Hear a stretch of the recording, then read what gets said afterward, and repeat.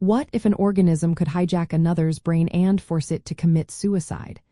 It sounds like something out of a science fiction movie, right? But in the natural world, such chilling scenarios are not only real, they are happening all the time. Crickets do not choose to drown themselves. They are compelled to do so by a parasitic invader known as a horsehair worm.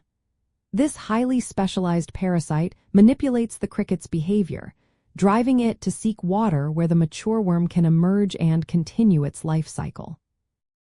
The core mechanism behind this manipulation involves neuroactive chemicals. The horsehair worm, often a species from the phylum Nemetomorpha, develops inside the cricket's body, absorbing nutrients directly from its host. As it reaches maturity, the worm releases specific proteins and neurotransmitter-like substances that interfere with the cricket's central nervous system. These biochemicals alter the cricket's phototaxis, which is its natural tendency to move towards light, and its hydrotaxis, its response to water.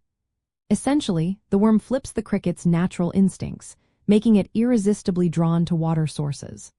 Researchers have identified several proteins produced by the worm that closely mimic or interfere with the cricket's own neural pathways, effectively turning the cricket into a puppet.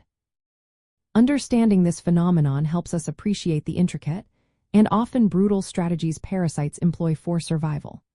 For you, this serves as a vivid example of how deeply biology can influence behavior, even at the fundamental level of a simple insect. It highlights the power of biochemical manipulation in the natural world, showcasing how a parasite can completely override a host's survival instincts for its own reproductive gain. An interesting detail is that the horsehair worm does not actually possess a brain or a complex nervous system like its host. Instead, its chemical secretions are the master keys to the cricket's behavior. The cricket, once infected, often develops a distinct craving for water, sometimes even jumping into puddles or streams it would normally avoid, a behavior termed suicide because it inevitably leads to the cricket's death.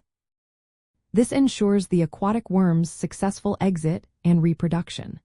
Scientists are even studying these parasitic mechanisms to better understand neurobiology and behavioral control. Ultimately, the story of the horsehair worm and the cricket is a testament to the relentless drive of life to reproduce and survive, even if it means transforming a host into a zombie-like pawn.